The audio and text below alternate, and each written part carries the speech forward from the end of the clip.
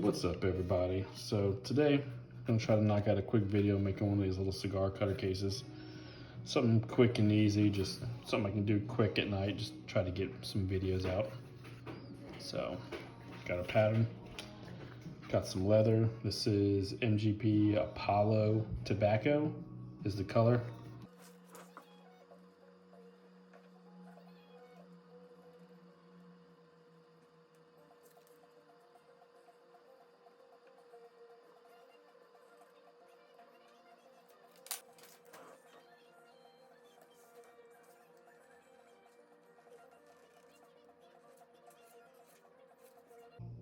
Sometimes I find the best way to hit some of these corners is just to shave little pieces off at a time versus trying to cut them all in one swoop.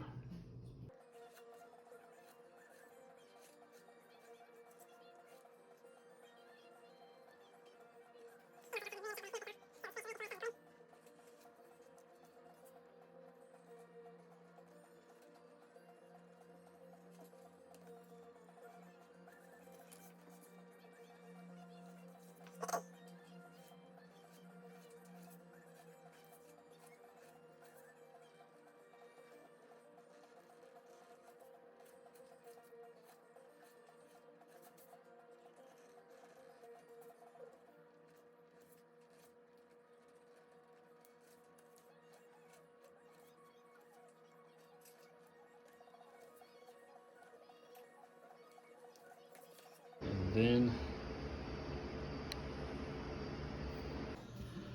right, as far as glue goes, just using Intercom Eco Stick.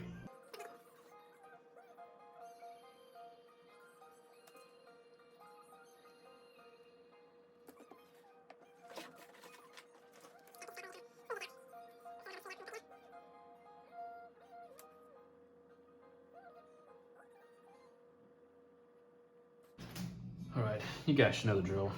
After you glue it up, you gotta let it dry until it gets, a little tacky to the touch. And then we squeeze it together.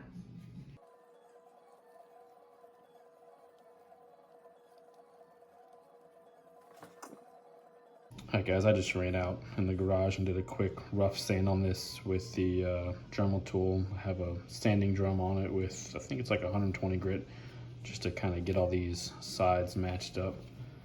So now I'm gonna go ahead and just hit these with the beveler real quick, clean them up, and then we will mark our stitch lines, start punching some holes. All right, guys, I got this little cheap beveler I got off Amazon. Definitely not expensive by any means, but it works. Usually before I bevel, I try to put a quick strop on it. I've beveled this before and put like stropping compound on it, and I just try to hit it a couple times just to kind of sharpen up that edge a little bit. Nothing too crazy.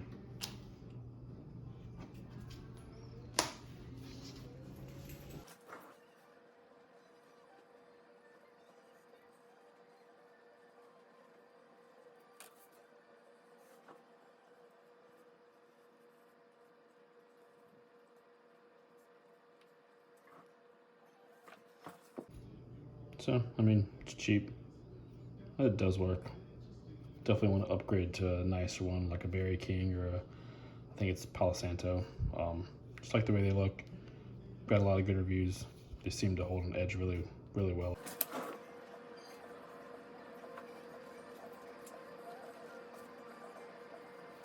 Some cheap wing dividers I picked up at Harbor Freight the other day. They had like a little hole where you could put a pencil in to use as like a compass. Knock that off, clean the little weld spot up with a flap disc. They're nice. So now we'll get ready to go ahead and mark out our stitching holes. This is a Kevin Lee 5 centimeter spacing diamond. I think these are the upgraded ones. Definitely like them compared to what I originally started out with, which was these Weaver ones. They can punch a little bit deeper into the leather for like when you do thicker stuff. they just have a good feel to them. They're also polished, come out really nice. When you try to pull out a lead, it doesn't like stick and give you a bunch of issues. So yeah, just kind of follow the line, just mark everything out.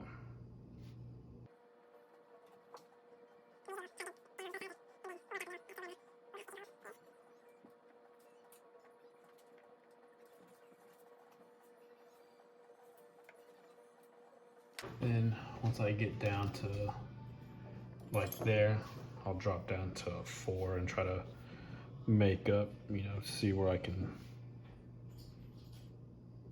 kind of make all this work, and it usually works out pretty well for me.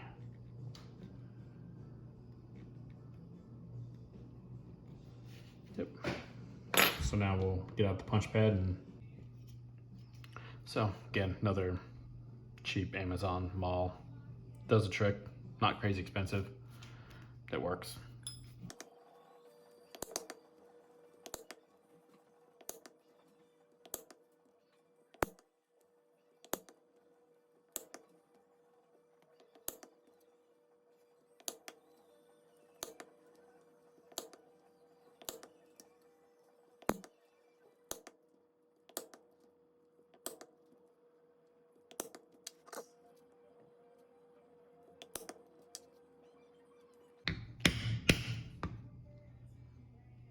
Say these are definitely cheaper stitching irons, and you really gotta kind of work them out. They're not polished or smooth. I don't know if you can see. They're kind of got a rough finish to them compared to this, where it's all nice and polished, super smooth. Kevin Lee really does a good job on these.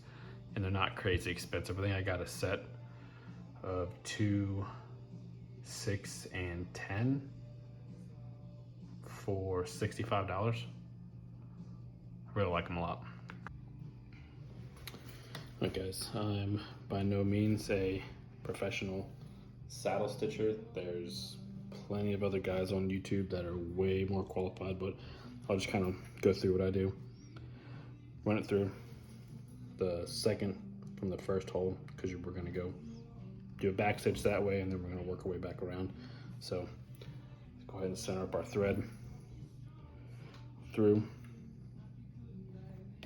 and then I always pull the slack in the opposite way that you're going. So since we're going that way, we're going to pull our string back this way, run it through, cast over, and then pull. So this one I'm going to pull kind of up, and this one I'm going to pull kind of down to try to orient those threads the way I want them to go.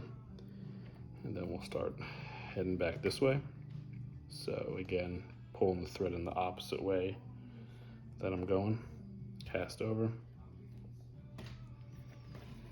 and pull one up, one down.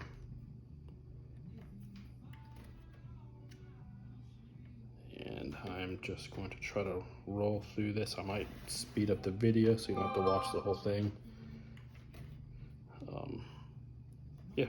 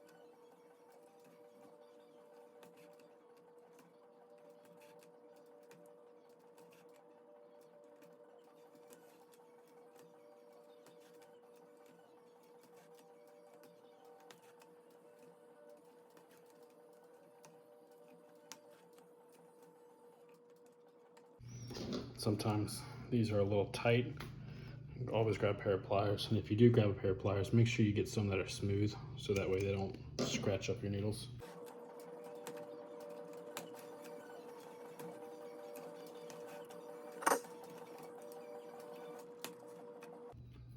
And this is our last hole.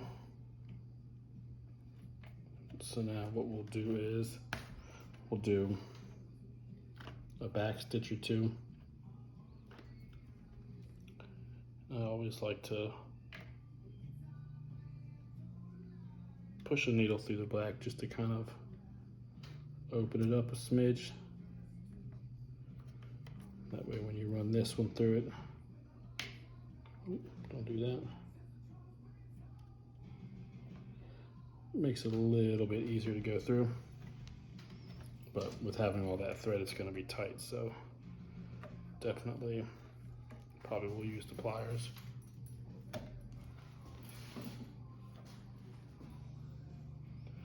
And then pull back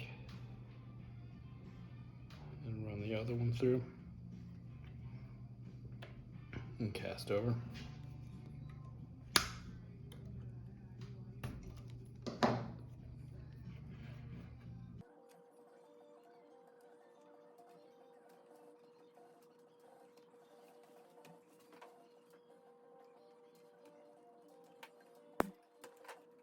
Past that one, so I'll just go ahead and run it through. I'm getting a little ahead of myself.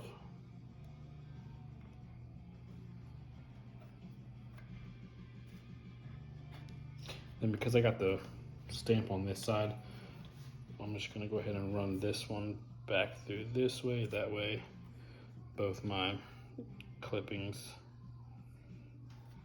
are on this side, just to make it a little bit cleaner of a look.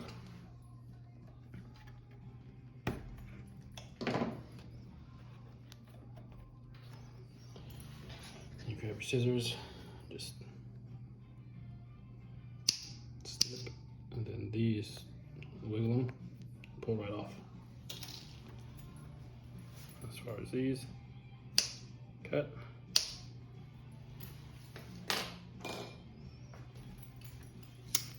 Grab a lighter.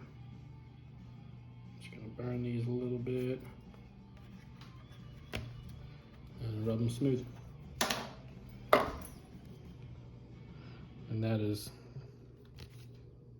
basic saddle stitch. And I have to restitch. Typically, I know some people do, some people don't. I like to just kind of tap down my stitching. It kind of helps even it out and make it look good. And yes, I am using a body hammer. It's smooth. I haven't had a chance to order an actual like thread hammer, so. And I'm not sure if you're supposed to do both sides. I kind of just do because I'm there.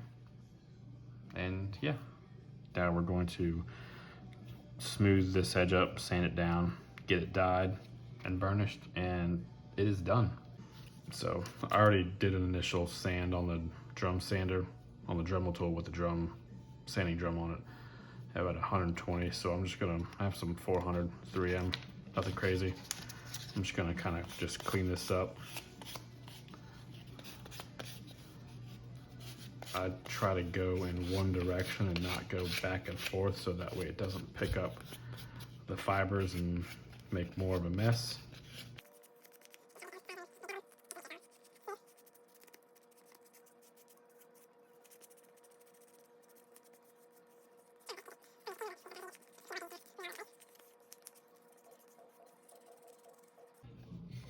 So I'm not going to bore you with the rest of the sanding. You kind of get the gist of it.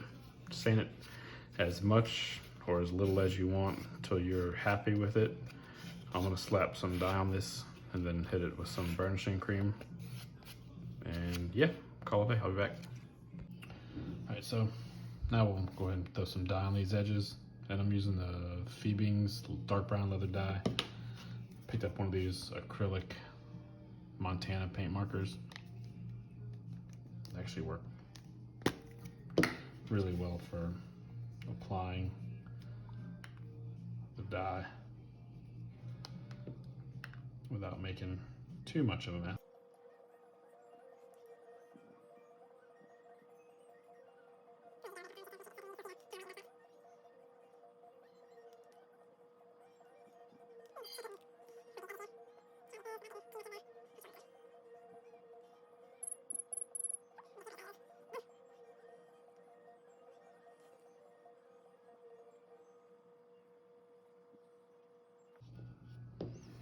So I'll let that dry.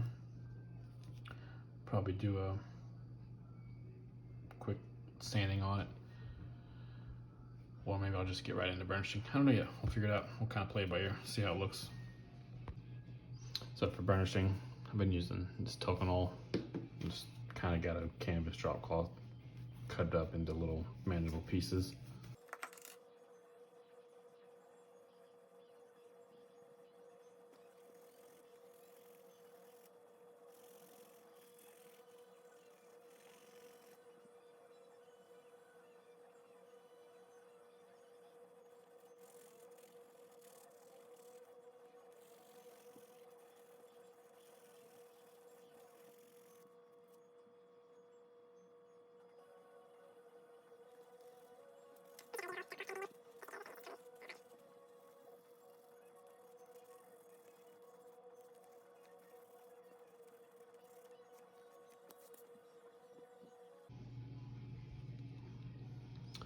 I think I might hit those with the 2000 grit again, just to kind of clean them up. And I think that canvas left a little bit of fiber stuck in there, which is kind of weird.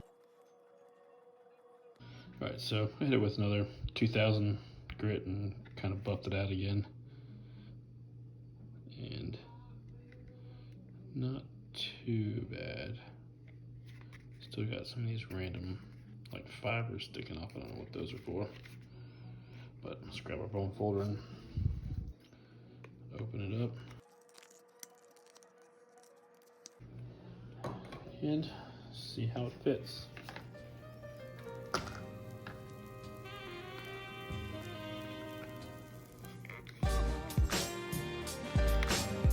There we go.